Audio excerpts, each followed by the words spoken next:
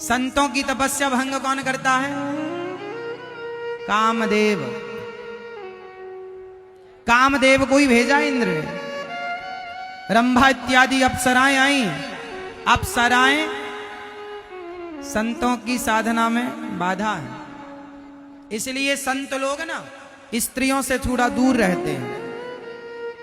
क्यों रहते हैं? क्योंकि स्त्री को देखकर कहीं मन लट्टू ना हो जाए और कहीं हम अपनी तपस्या से च्युत ना हो जाएं, फिसल ना जाएं, इसलिए संत लोग थोड़ा दूर रहते हैं। अच्छा, केवल संतों को ही दूर रहना चाहिए स्त्रियों से कि आप महापुरुषों को भी?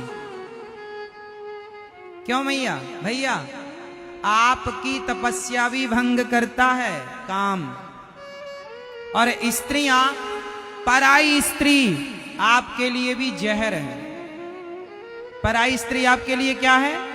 जोर से जहर है। पर नारी पैनी छुरी, पराई स्त्री छुरी की तरह है। पर नारी पैनी छुरी, तीन तरफ से खाए, धन हरे यौवन हरे और घोर नरक ले जाए। तो आप पराई स्त्री से बच के रहना, और आप लोग भी पर पुरुष से बच के रहना। आपको भी खतरा है पर पुरुष से, क्योंकि काम किसी एक को थोड़ी सताता है, काम स्त्री पुरुष दोनों को परेशान करता है। इसलिए पुरुष स्त्रियों से बचें और स्त्रियां पर पुरुष से। यहां बात बचने की पर नारी और पर पुरुष की है कि पर नारी और पर पुरुष से बचना। तो भगवान की प्रेरणा क्या थी? इंद्र ने कामदेव को भेजा, अप्सराओं को भेजा, पर नारद जी तो नारद जी हैं। कामदेव ने खूब बाण चलाए पर नारद जी की समाधि डिगी नहीं। अंत में नारद जी का ध्यान खुला तो कामदेव चरणों में आ गया, प्रभु क्षमा, मैं आपकी समाधि भंग कर रहा था। नारद जी को गुस्सा भी नहीं आया, कोई बात नहीं, जाओ इंद्र से कह देना कि ना हमें तुम्हारा राज्य चाहिए ना वैभव चाहिए। अब नारद जी ने कामदेव को वहां से विदा किया और नारद जी को लगा, सुनो कामदेव, यहां इंद्र से कहना ना मुझे कामदेव पराजित कर पाए, ना मुझे लोभ पराजित कर पाया, ना मुझे अहंकार अभी क्रोध पराजित कर पाया, ना मुझे गुस्सा आया, ना मुझे काम आया, ना मुझे लोभ आया, मैंने तीनों को जीत लिया। अब नारद जी काम को जीत कर, क्रोध को जीत कर, जीत लेना बुरा नहीं है, पर नारद जी ने जीत कर क्या कहा कि मैंने जीत लिया। नारद जी को घमंड आ गया। नारद जी को क्या बीमारी लग गई? मैया, नारद जी ने किस किस को जीत लिया? काम को, क्रोध को और लोभ को, तीनों को जीत लिया, पर हार किससे गए? अभिमान से हार गए। नारद जी को इन सब का अभिमान आ गया कि मैं जीत गया। अच्छा ये बताओ, अभिमान अच्छी चीज है या बुरी चीज है? सुनो मेरी माँ, अच्छा है अभिमान। अब नारद जी को आ गया।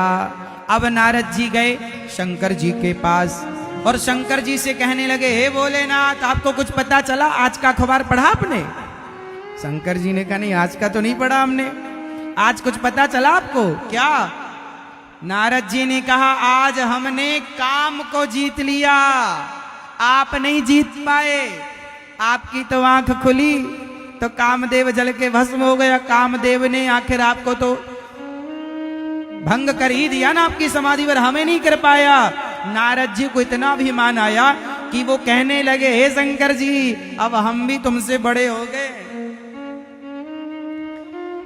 कामदेव को हमने जीत लिया, क्रोध को जीता और लोभ को जीता। हमें इंद्र का पद भी ना चाहिए, सिंहासन भी ना चाहिए। शंकर जी मुस्कुराते रहे। शंकर जी समझ गए कि बाबा जी को बीमारी लग गई। तो शंकर जी ने एक इंजेक्शन लगाया।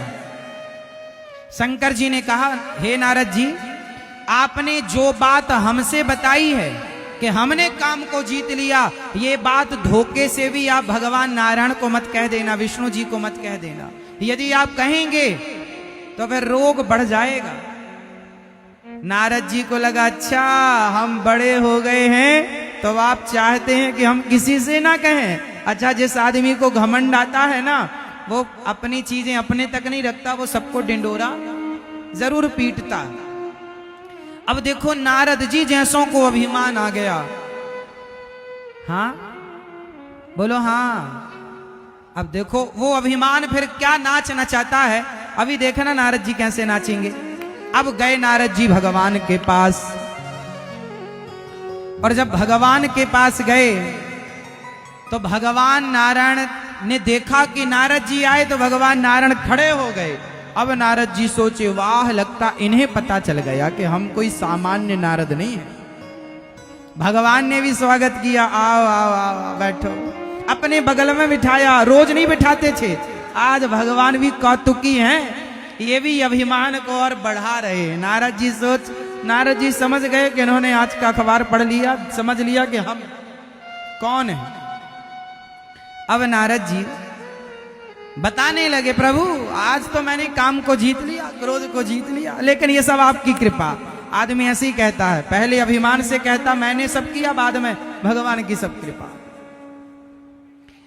काम चरित नारद सब भाषे, आज रामचरित्र नहीं गाया, रोज राम कथा सुनाया करते थे नारद जी, आज काम कथा सुना रहे हैं।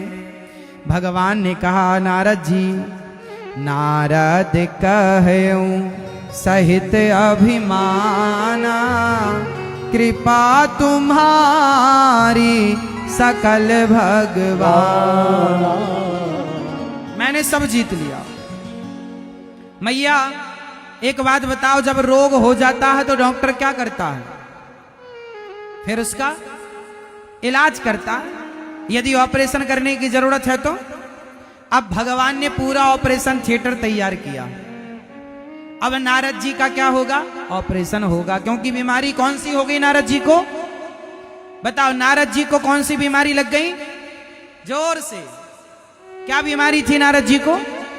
मैया बोलो मेरी माँ, कौन सी बीमारी थी साहब?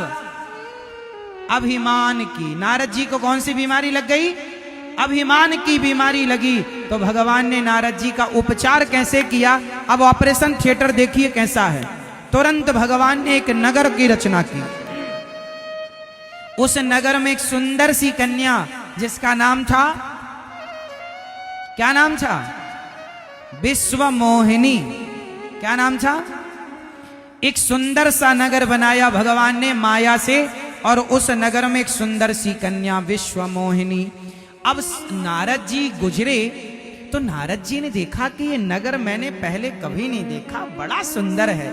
इतना मनमोहक था कि नारद जी उस नगर में चले गए। हाँ, नारद जी ने उस नगर को पहली बार देखा, आनंद आ गया। अब नारद जी उतरते हैं उस नगर में। वहां के जो राजा थे उन्हें पता चला नारद जी आए हैं। नारद जी का स्वागत, चरण धोकर आरती उतार कर, आओ महाराज। राजा बोले, महाराज कल मेरी बेटी का विवाह है, कोई बढ़िया सा लड़का हो तो बताइए। नारद जी बोले, कहां तुम्हारी बेटी? और विश्व मोहिनी जैसे ही आई और नारद जी जैसे देखे तो देखते ऐसे रह गए, पलके नहीं झपका रहे, बस टुकुर टुकुर टुकुर टुकुर नारद जी विश्व मोहिनी को देखते ही चले जा रहे हैं। ये वही नारद जी हैं जिसने काम को जीत लिया था, और अब पलकें नहीं झपक रही है बाबा जी की, आंखों की पलकें खुली के खुली।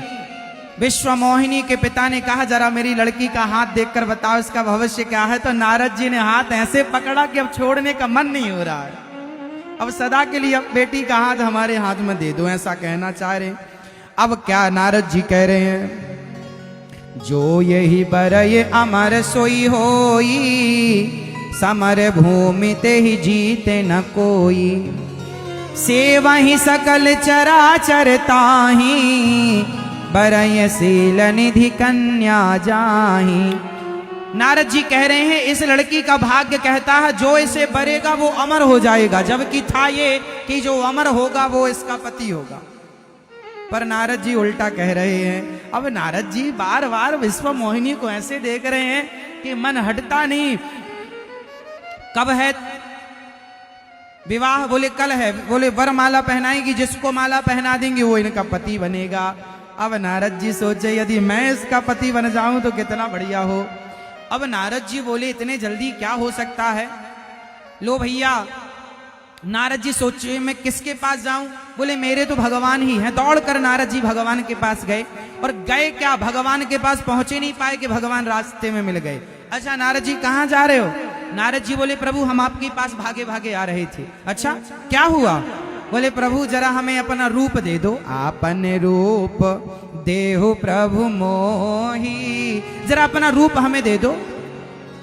भगवान बोले रूप मेरा क्या करेंगे। नारद जी बोले वो विश्व मोहिनी है ना फलाना नगर, वहां पे वो कन्या बड़ी सुंदर है। जब मैं देखता हूं कि आपके चरण लक्ष्मी जी दबाती हैं तो मेरा भी मन होता है कि मेरा भी पांव दबाने वाली कोई तो हो। मेरा भी मन हो रहा है कि मेरे भी बच्चे हो, मेरी भी पत्नी हो, मेरा भी छोटा सा घर हो, मेरा भी परिवार हो। लो भैया, नारद जी के मन में लड्डू फूटने लग गए। और क्या मांग रहे हैं भगवान से, आपन रूप देहु प्रभु मोही, अपना रूप जल्दी से हमें दे दो।